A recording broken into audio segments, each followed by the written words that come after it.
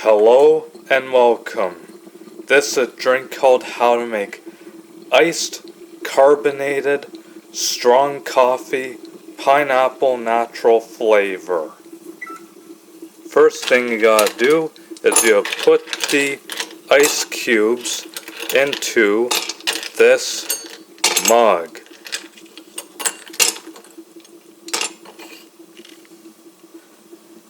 Now, you open up this pineapple natural flavor sparkling water and you pour it into this mug. Then after that, let's go check the coffee here. Oh yeah. Then last but not least, you pour in the coffee. And there you go, folks.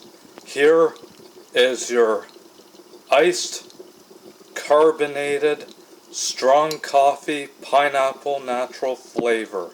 Enjoy, folks, and thank you for watching.